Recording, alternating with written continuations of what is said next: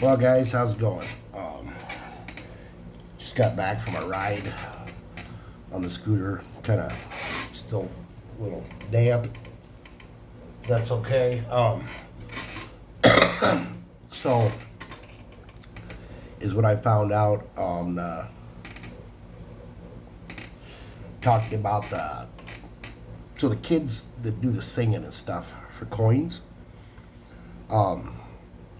I guess what bothered me about that was I didn't like to see the children. I thought the children were actually doing this for money, which they are, but I thought they're doing it to like buy foods or whatever. Or, you know, I thought they were doing it for the wrong reasons.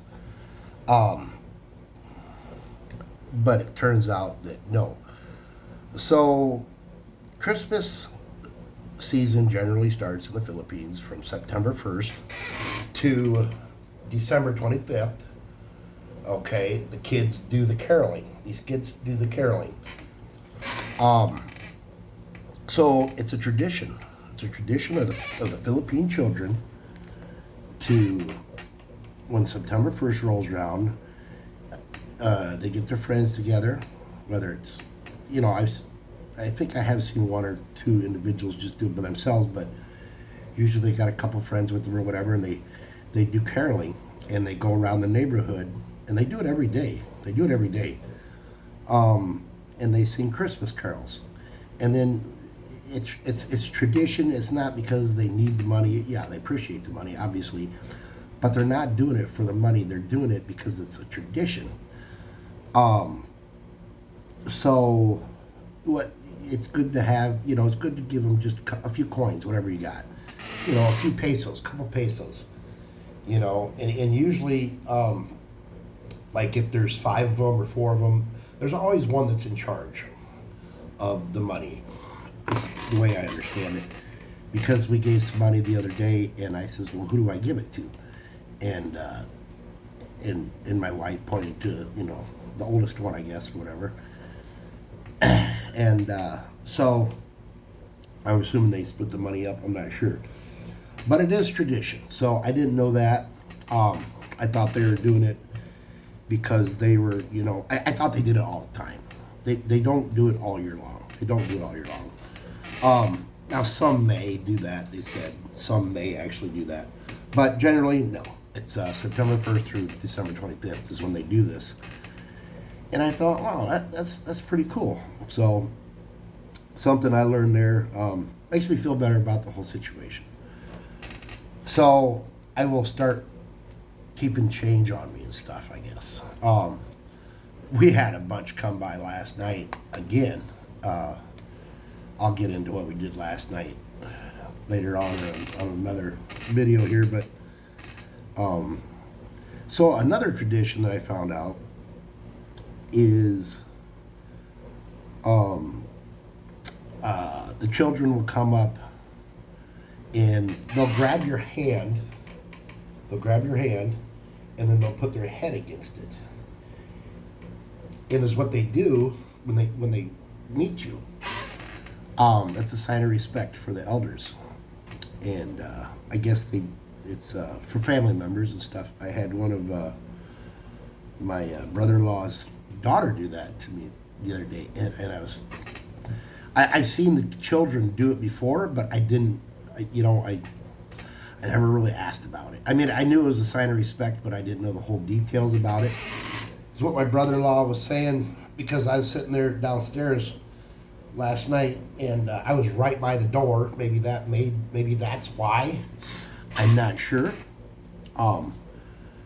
So we're sitting downstairs, and I was right by the door, and the oldest, my brother-in-law's oldest daughter opened the door up, and there I was. So she grabbed my hand and put her head on my hand. I think she kneeled down to her. She did like this, and then carried on. And I was taken. I didn't know. You know, I was like, what'd she do that for? And my brother-in-law explained to me. So it's a respect for elders.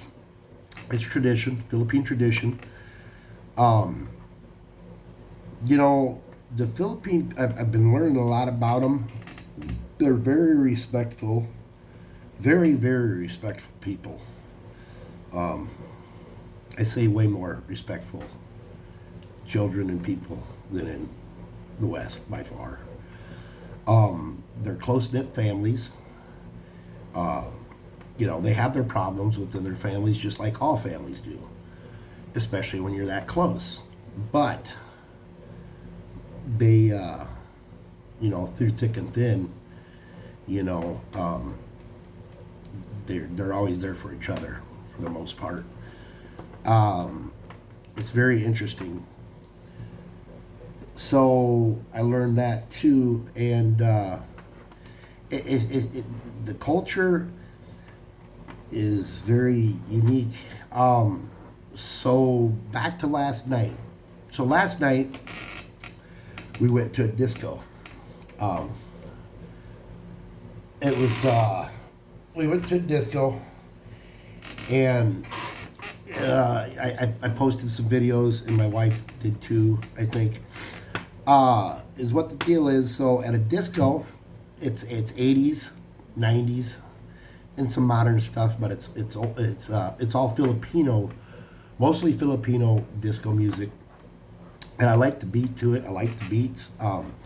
Obviously, I can't understand it. I don't think I can understand it, but the lyrics for the most part. But the beat is really good, and there's a lot of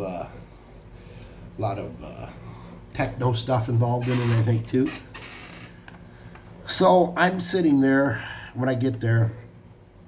I'm still so overwhelmed. Everywhere I go, people know who I am. I mean, they really do. I'm in a Barangay 18, Barangay 19's over there, and this party was in the Barangay 18, just over there a little bit, over by Fred's house, and so, I mean, everywhere I go around here, everybody knows me. Hey Brad, I got kids of all ages. I have adults coming up. Hey Brad. Hi Brad. I mean, they're yelling at me from out of eye shot almost. Hey Brad, I look, and there's somebody way over there. It's very overwhelming. I mean, I'm just taken by it, really am. So we're sitting there. We were checking it out, the disco, and the DJ was $50. The wife gave the DJ $50 for all night, 50 bucks. So she's had this plan for a while, and it was just something to do nice for the the community here. So we're sitting at a table, and I noticed there's a lot of guys. At first, it was kind of slow going. A few older women are dancing and stuff like that, and it's like, yeah. And then the children get up, and the children of all ages would have these CDs, they're mixed CDs or whatever, burned CDs, and they would give them to the DJ, and they would do dances and stuff. And I thought, wow, that's very interesting. The music is very, very, I mean, music's popular everywhere, guys. I know it is. I mean, don't get me wrong. But karaoke, I think, was started over in the Philippines. Don't get me wrong on that. Everywhere you go, there's karaoke around here. A lot of people, a high percentage of people, that's right, it's a very poor country. But I'll tell you what, most people have is a radio, a stereo, or a karaoke machine. That's no shit. A lot of people have karaoke machines, and they're pretty nice ones too. They're pretty cool. I mean, these people, they love their music and they love to sing. My sister-in-law, she's a great singer. My brother-in-law, Don, he's a good singer. My brother-in-law's brother is a professional singer, Mark, in Manila. And he's a great singer. Papa Antonio, he's a great singer. He's been number one the last few years down here in his senior category. He's a champion every year. I'll post a video of that. I'll see if I can it's not shareable. Mama Nori posted it, and I'll see if I can download that and show it to you guys. But he's a great singer too, Papa Antonio. Now Mama Antonio, she don't sing. She says she don't sing. But it's in the blood over here. Filipinos love their music and they love to sing, and a lot of them are very good at it. But back to this, kind of all over the place. Back to what I was talking about. So we're at this, it's a disco, they call it. And, the older ladies were dancing, the children did their thing and stuff like that. And then I see a lot of guys dancing together. I see a lot of guys dancing. Now, I mean, yes, there is a lot of gays over here. That's, whatever. You have a lot of gays, gay women, gay guys, whatever, lady boys, whatever. Fine, whatever. It is what it is. It's more accepting here, definitely, than in the West. The shit kind of bothers me in the West, But over here, it don't bother me. I mean, some of my wife's best friend is gay. He's Fred. He's a great guy. He's a great guy. Fred, is a great person. I don't care if he's gay. He's a great person. He's funnier than fuck, too. Very funny. And I've met a lot of them over here. They don't bother me. It's different over here. It's just something about it. It don't bother me. Whatever. I guess I shouldn't let it bother me in America either, but, whatever. I'm just an asshole like that, I guess, sometimes. So what I noticed is there's a lot of guys. I noticed there's guys dancing with guys over here. And I thought, well, they're all drunk, whatever, they're all drunk, And then they start dancing really, close together and stuff like that. You see the videos. I mean, they're very creative in their fucking dancing, I tell you what. And these guys are pretty flexible, too. I mean, you see them get down on the fucking ground. They're trying to get as close to that ground as possible, doing this weird dancing and stuff. And it's pretty impressive and crazy, and just like, wow, that's different. It's very impressive. But as night goes on, more and more guys are dancing with each other. And then the fucking guys started coming up to me and asking me if I want to dance. I'm like, no. No. But it kept happening. And I asked my wife, I says, why are all these fucking guys asking me to dance? And then she's like, oh, it's okay. I says, well, but I'm not gay. And she's like, no, it's tradition here. The guys will always dance with the guys here, and the women. It's okay. And I was like, interesting. I was like, wow. I couldn't comprehend that. Maybe I'm just shallow or whatever. But it all through the fucking night, dude. All through the night. I mean, people are dancing, having a good time. I was having a good time. Everybody fucking knew me. I mean, everybody fucking knew who I was. I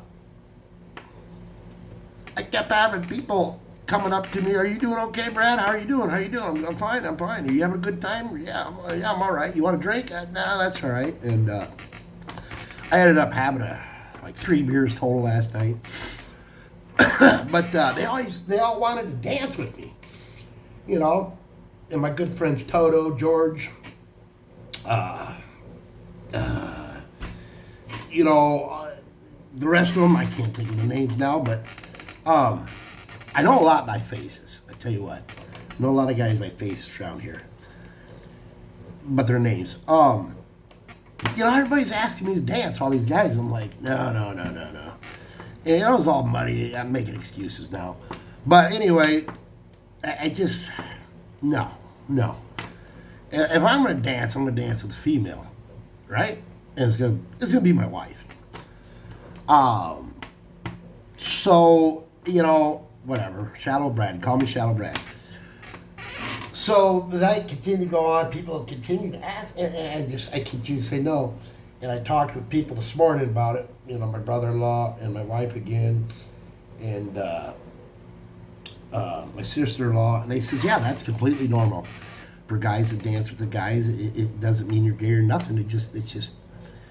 It's tradition over here. And I was like, interesting. And I tell you what, that party, everybody got along. I think might have been a little possible couple. I mean, at one point in time, but that fizzled out quick.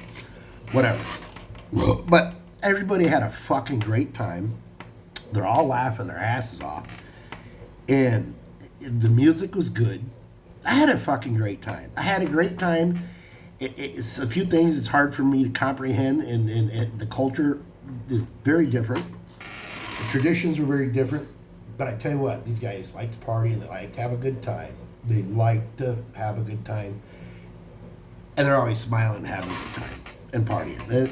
They love their beer. They love their beer. I drank some whiskey too. Fucking a shot of something. I don't know what it was. Boy, that shit burned, boy. These kids are over here trying to get me fucking drunk the whole night. Trying to give me shots. You know? But I may have did a one or two. I don't know. But maybe I drank more than I remember. It was a good fucking time, though. I had a great time. I learned a lot. I mean, I've been learning so much, and I love it. I really do. I love it. But no, I think that's about it. I think that's what I want to talk about. I want to get that before I forgot a lot of stuff.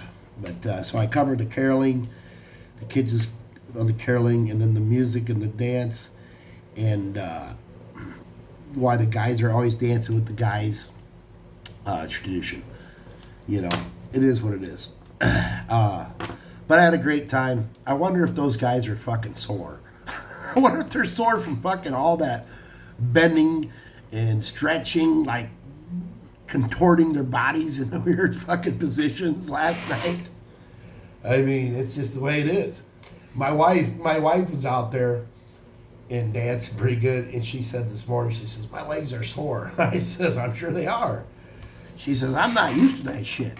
I says, well, you're barefoot and you're in the mud and your feet aren't as tough. My wife used to have feet of steel.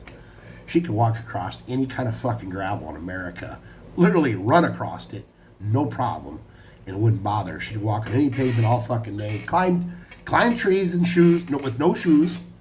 She used to do all that shit. But her feet are softened up from being in America wearing shoes all the time. But she says, yeah, her legs were a little sore today. And she was dancing in the mud barefoot last night. Next time maybe Brad will start dancing. I know somebody commented, why didn't you go out there, Brad? Well, I don't know. But, all eyes are on me all the time, guys. If I go out there and get my fat ass start dancing, people will love it. I know they will. But fuck, man, I don't need all that attention. I get enough attention as it is.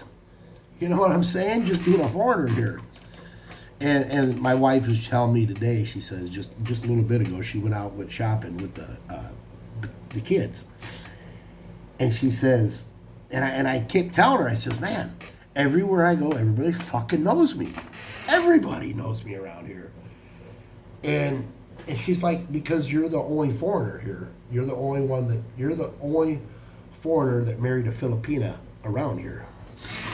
And I was like, okay, yeah, but still, everybody fucking knows who I am. But whatever. Word gets around in the Bronx, I guess. But no, I had a great time. We were going to go swimming, but it turned out to be raining and stuff. But I think I covered everything I want to talk about. I don't know if I can probably think of something later. But, all right, guys. Bucker out.